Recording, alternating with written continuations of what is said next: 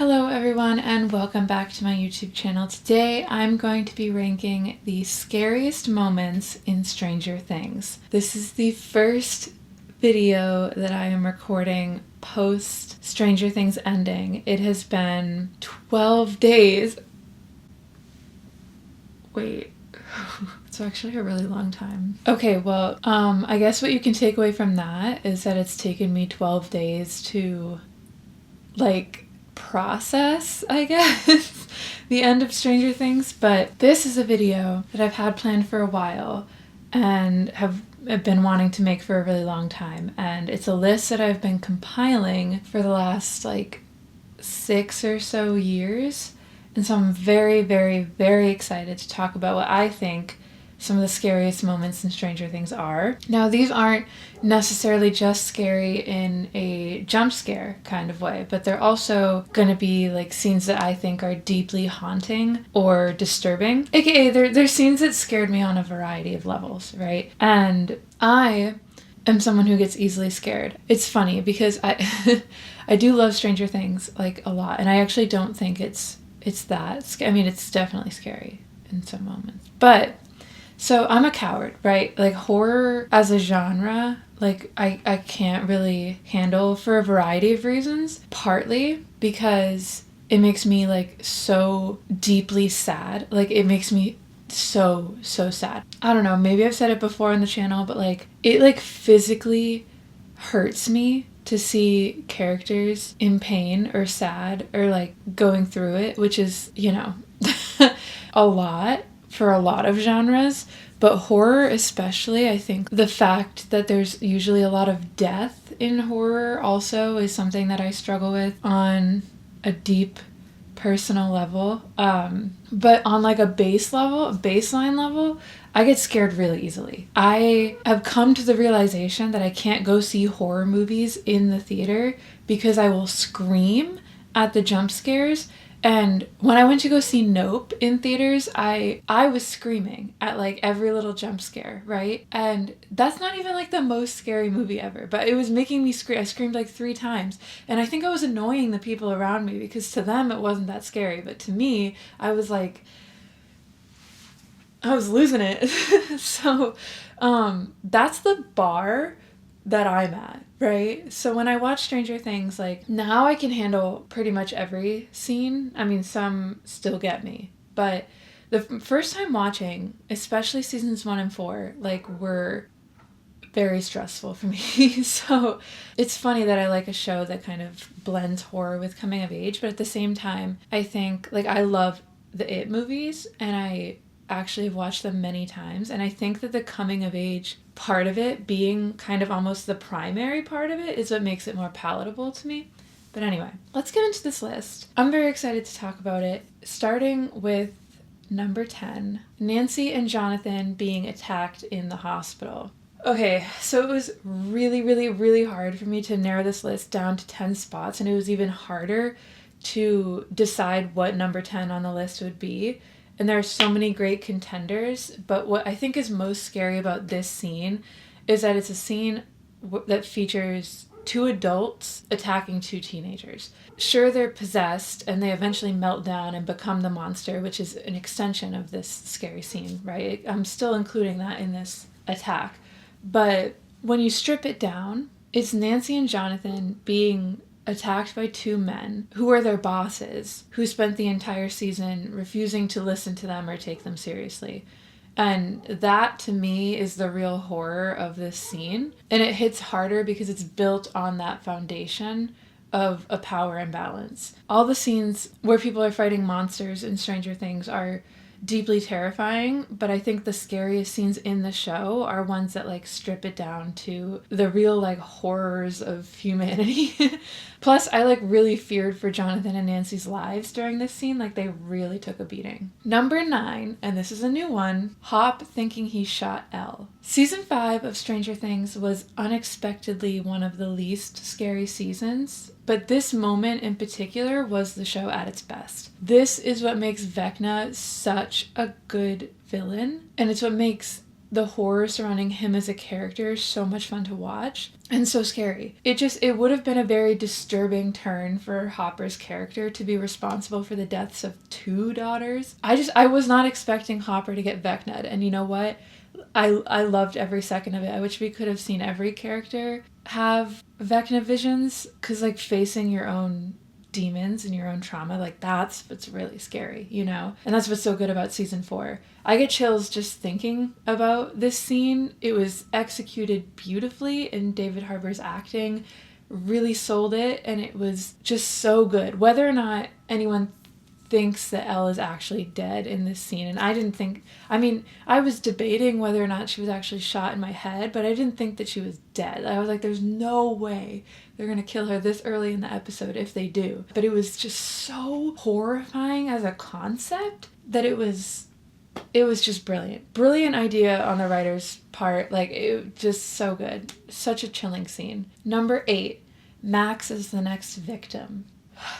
The absolute terror that I felt when Max put together that she was Vecna's next victim will stick with me forever. At this point in season 4, we just saw what Vecna did to Chrissy and to Fred, and then we're suddenly left with the knowledge that one of our beloved main characters is next. And Max has been one of my favorite characters in Stranger Things since she was introduced, and I was so scared that she was not just in danger, but at risk of a very gruesome and terrifying and painful and traumatic death. Like, it's not just like, oh, she got attacked by a Demogorgon, or a demo bat bit her and she got sick. Like, it's like truly a terrible way to go out. So I think that this moment is so scary and so haunting because it really creeps up on you, and it's scary because it's not scary because it's a jump scare. It's scary because of what it makes you feel. And I think it's a very, very, very strong moment in the series of Stranger Things. And that fear continues throughout the rest of the season because you never know, really, if Max is going to make it. Number 7. Whoa, I just got really close. Number 7, Fred's death. All of Vecna's visions were straight out of a horror movie. Absolutely terrifying to watch every single time, and Fred's was no exception. And with Fred, and this is kind of similar to how we felt with Max when we found out that she was at risk, there is an added layer of dread that comes with his death. We just watched Chrissy die, and we know how gruesome it's about to get, and we can hope when we're watching the scene that Nancy will somehow find him, or that Fred will somehow be safe. But deep down, I think when everyone was watching this scene, we all knew that Fred was a goner, right? It's like watching the first few deaths in It, speaking of It, after Georgie, we know that Adrian and Patrick and all of the other kids that aren't like the main cast, like we know that they're gonna die. And there's nothing that we can do to stop it. And we know that it's gonna be a gruesome, terrible death, and there's nothing we can do. We just have to sit there and watch. So it's not just scary, but it's also sad. And that is what Fred's death makes me feel. Number 6, the attack on the Wheelers. The attack on the Wheelers' house raised the stakes for the show. In season 1, Jonathan told Nancy that the Demogorgon couldn't get them inside the Wheelers' house, and Nancy replied, "We don't know that." And so for the 4 seasons after that, we were really building towards this happening. Like, the Wheeler house was a safe home base for the characters, and in season 5, that sense of security was finally lost. And Karen being just completely wasted added to the terror of it. And personally, my favorite part of this entire sequence is when she notices the blood on Holly's head. And the look of realization on her face is just so chilling, and you just see her sober up so quickly as it all becomes very, very real very fast. And that moment in particular of Holly running to her mom for help and her mom not believing her at first is just, it reminds me so much of season 1, and that concept of believing wholeheartedly and just knowing down to your bones that something unexplainable but terrifying and dangerous is happening, and you just don't know how to make someone believe you, and by the time they do, it's probably too late. The emotional and like psychological layers of this scene is what makes it so chilling to me. I still think that someone should have died during this sequence, but regardless, it was very well done and very scary and very well acted, and I loved it. Number 5, R-U-N. Run.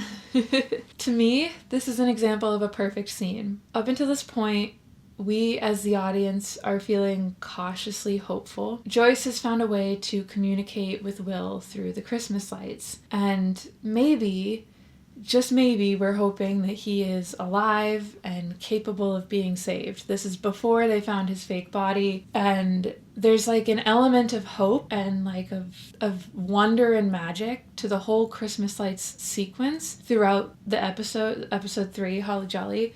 And in the moment where the lights start spelling run, everything just takes a sharp left turn for the worst. And run is the very last thing that you would want those Christmas lights to spell. It is terrifying.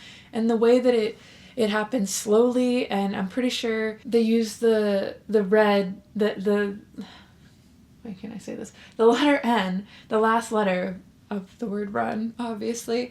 They use the red Christmas light, which just adds to the scariness of it, and like the lights start strobing, and then the Demogorgon starts to come out of the wall, and it's just so good. It's just such a good scene, and it was so scary watching it for the first time. It's so good. It's so good. Number 4, Will's boombox.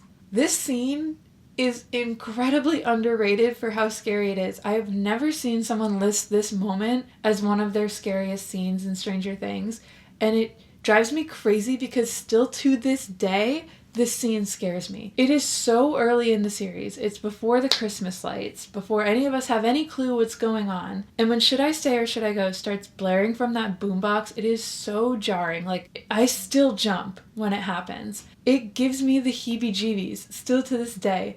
And to me, what makes this moment so scary is a couple things. One, it's a prime example of how important sound is in horror. It's not just the fact that a loud noise starts playing. There's something just supremely uncomfortable about the fact that it's Will's favorite song that starts playing from the boombox. And then on top of that, you have this classic conflict that Joyce is going through, where she cares so much about Will, and she wants her son to be safe, and she wants to protect him. And she has to make the decision of whether or not she's going to walk into his room when that boombox started blaring. She's so brave for that. I feel like if I had a loved one in danger, I would do the same thing. She didn't even have a weapon in her hand. She was just... I can't even just thinking about this scene.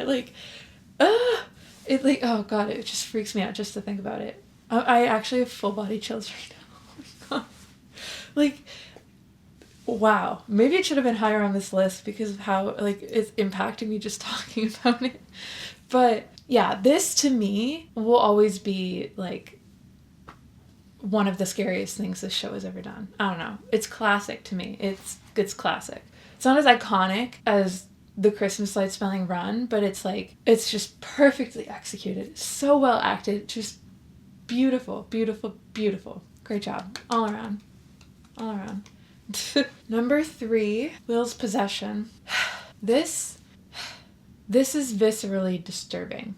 And yes, this scene is scary for obvious reasons, but to me, it's on this list because, well, I'm about to explain why it's on this list. So, watching this little boy get violated by something so intangible is terrifying. And this is the only time that we see a possession happen like this in Stranger Things. Every other time it's off screen, or it's in their head in a trance, or it's that disgusting face sucker thing from season 3. And Will was so scared, and it's heartbreaking because he was so small and he was so scared, and the acting in this scene is just it just stops you in your tracks. And to me, I know I didn't put it at the top of my list because I think there are 2 scenes that are scarier than this, but to me this is the most disturbing scene in all of Stranger Things. And it haunts me. It's also, to me and to many other people, very reminiscent of CSA, and that adds another layer of horror to the scene that is just too real to brush off.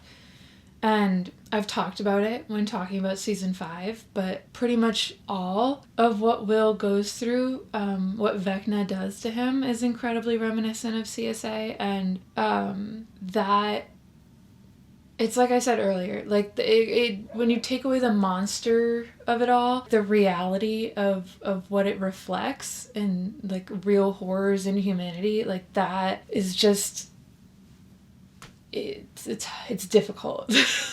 And this scene is, it feels weird to call it beautiful, but it is like beautifully done. It's beautifully executed, but it's God. Like all of season 2 is just so underrated. So underrated. This is terrifying. It's terrifying. Justice for Will Byers. Number 2, the vanishing of Will Byers. Speaking of Will, this is the kind of stuff that I had nightmares about growing up. I am from a small, woodsy, suburban town, and I was often walking or biking home late at night from my best friend's house with my path lit by a flashlight. And my journey wasn't all the way across town like Will's, but it was always so terrifying. Even though it was a short journey, it was just from one end of the street to the other. I was so scared.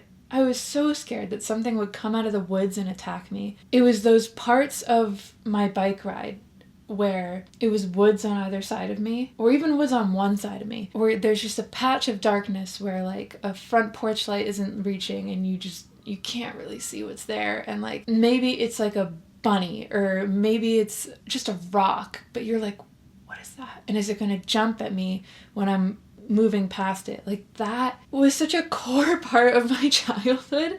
And so this scene is just so real. So real. Will was being hunted and there was nothing he could do. Nobody was home.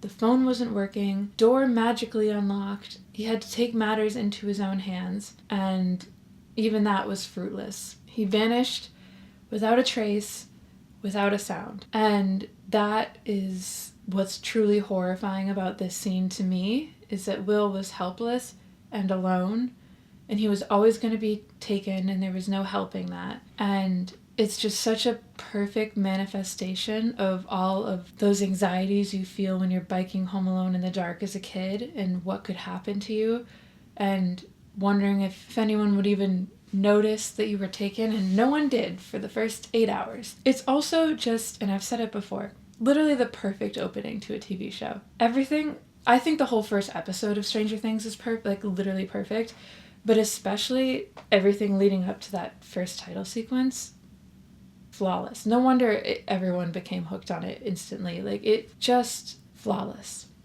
Number 1, some of you might know what it is because I haven't said it yet, and it's a pretty obvious one. What I think the scariest moment in Stranger Things is Chrissy's death. This is one of the only times that Stranger Things had me literally cowering. Nothing like this had ever happened before, and I was so confused and so scared, and I didn't know what to expect. And that confusion is why I had to put it at the top of my list. I'm obsessed with this show, right? Like, it's like my comfort show. It's the show that I put on. Like the way that some people put on Friends, I put on Stranger Things. Like, I've seen it a stupid amount of times, and it's really hard to surprise me at this point. But during Chrissy's death, during everything in that first episode of season 4, I was really in uncharted territory. It felt like everything I knew was being turned on its head. And it wasn't just monsters anymore. The show was about fear itself.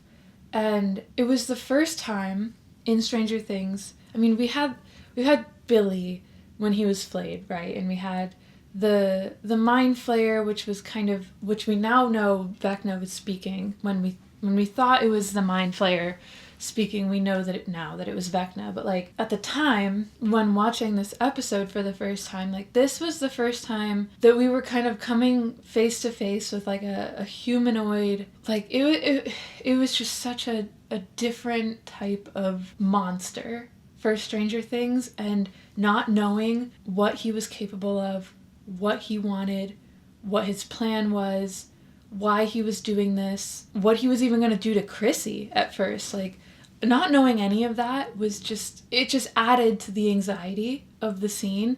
And on top of that, the things that Chrissy sees are terrifying. And the way that Vecna, like, we don't see his full face or his full body. They hold off in showing us what he looks like, you know? And the way he gets so close to her, and he's like, it will all be over soon, and just, you know, I should have known when the show like announced a new character named Chrissy Carpenter. I should have known with a name like that, being a cheerleader, that she was gonna early on.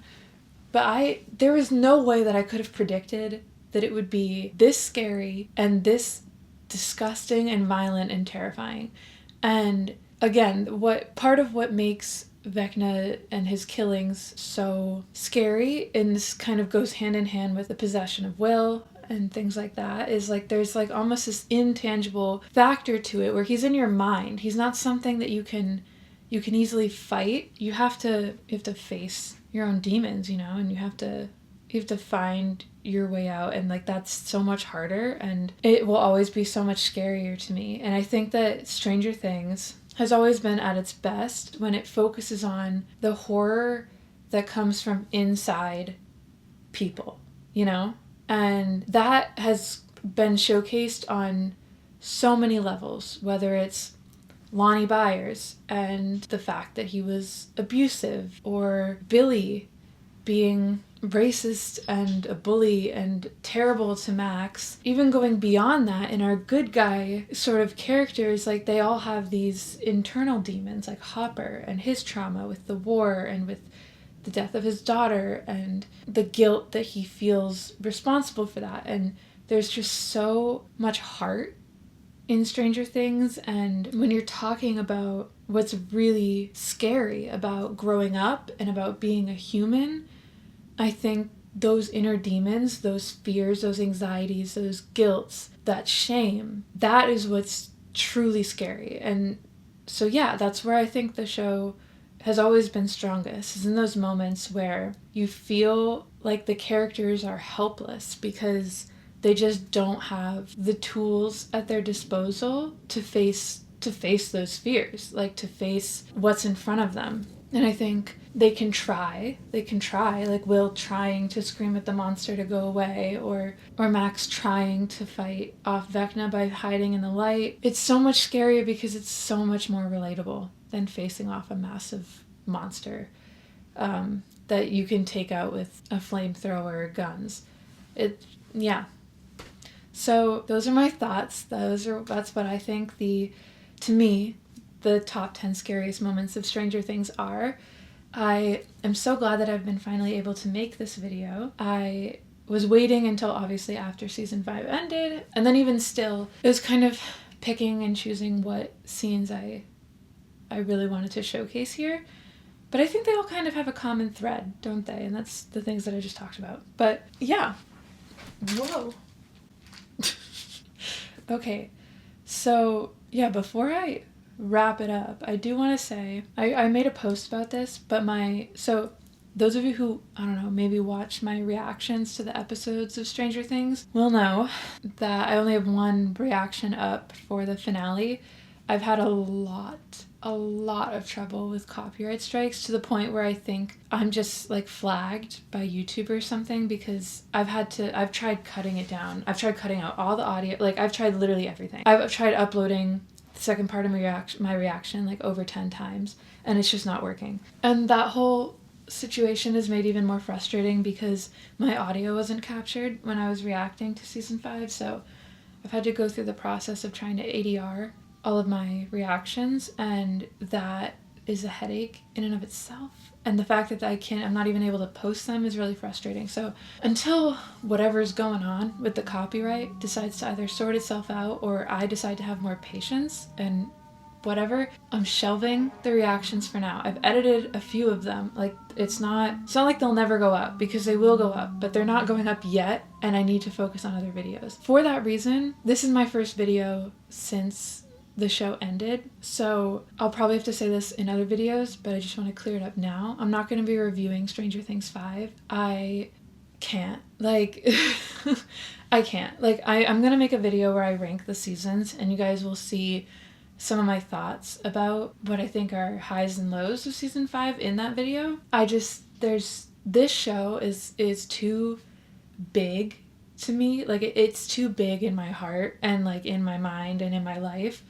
And I feel like whatever I say about Stranger Things 5 and put on the internet is gonna be there forever. And it's taken 12 days, obviously, for me to feel like chill enough to record another YouTube video about Stranger Things.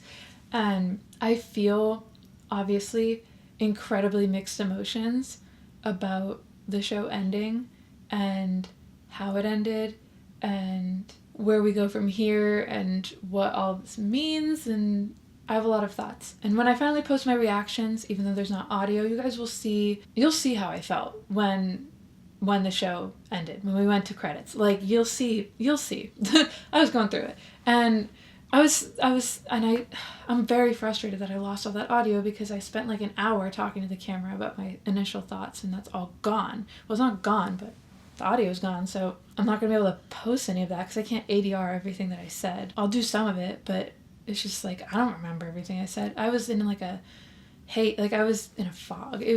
I've been grieving the show, right? And I've been going through stages of grief, and I didn't want to post or even make notes on my reaction or any sort of review when in any of those phases of grief. And I'm still kind of grieving, but I've been like waffling between depression and denial, not to the extent of believing in conformity gate, but it is such a fun theory, and I will talk about it at some point.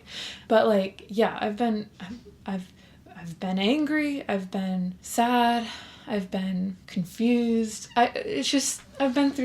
There's been so many emotions, and I think that in our society, posting your thoughts and opinions on something, I don't know, what I'm saying is, I, for myself, don't like to make videos or big posts about how I feel about something when I'm worked up about it. I don't think that that's smart. If I'm excited, if it's just excitement, that's one thing.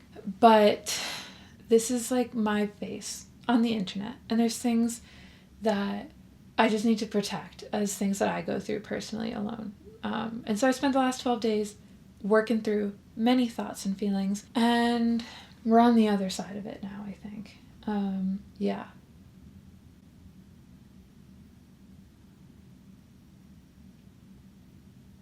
Anyway, thank you guys for watching this video. If you want to see more of my coverage of Stranger Things and its related content going forward, subscribe. I have many more videos planned, not just a ranking of the seasons, but I will also probably be doing my favorite episodes of Stranger Things. And I also have more character studies. I've been like loosely working on my next Will one for years, but obviously I needed to see what they did with season 5 before I could tile that up. But I'm going to be doing one big last Will Byers character study, which I'm very excited for. I'm also going to be making another video about Byler and the ship, why people ship it, that whole thing, right? Like that elephant in the room. I'm gonna make a video about Byler. I'm gonna make a video about, I really want to rank the trailers. I made a list ranking all the trailers